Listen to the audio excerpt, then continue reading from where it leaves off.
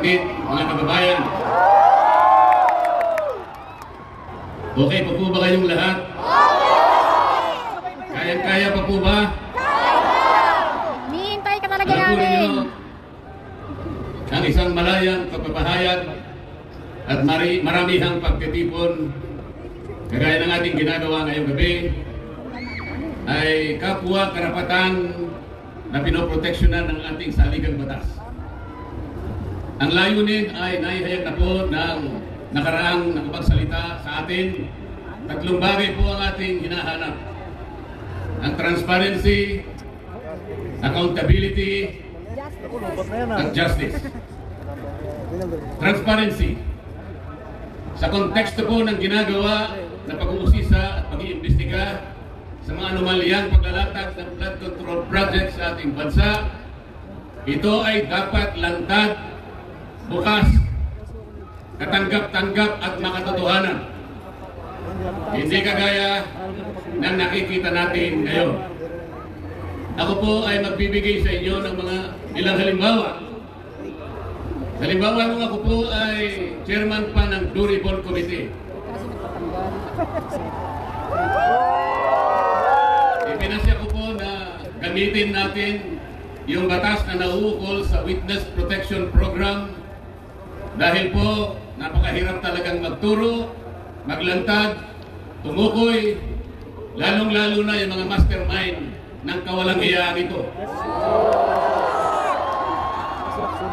Meron pong nagkusa kahit alam nilang mahirap at nagsasakripisyo sila sapagkat manganganib ang kanilang buhay pati ng kanilang pamilya. Ang tinutukoy ko po ay ang mag-asawang Diskaya. Para sa ganon ay makatulong sila sa estado na hanapin natin kung sino yung utak, kung sino ang mastermind. Hindi pa po nakapagsisimula ang proseso, ay pinagsikapan na po na sila ay pigilan. Dahil sa umpisa pa lamang ng kanilang sworn statement, natukoy na nila initially 17 members of the House of Representatives.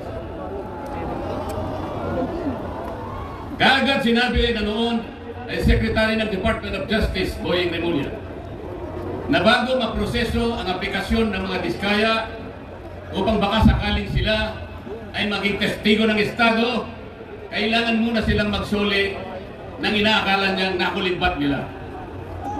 Ang sabi ko po sa kanya, hindi naman po pwedeng sa aplikasyon pa lang, sa pagpuproseso pa lang, ay bibigyan na sila ng isang requirement na kailanman ay hindi nakasulat sa ilalim ng batas. Atat na atat eh.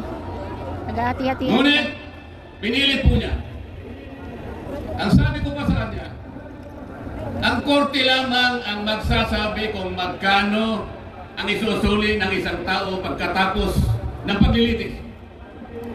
Sapagkat ang korte rin naman ang magtatakda kung yung nag-a-apply sa Witness Protection Program ay a-approve ng korte. Ang mag-a-approve po ay korte, hindi po ang Department of Justice. Ngunit dahil ayaw po nila, natatakot sila na baka sakaling magsalita pa ang mga Diskaya, hanggang ngayon ang proseso para sila ay makapag-apply. Isa ito sa paraan para sa ganon ay hindi matupad ang transparency. Mamaya po'y paliliwanag ko pa lalo ang bahagi na yan.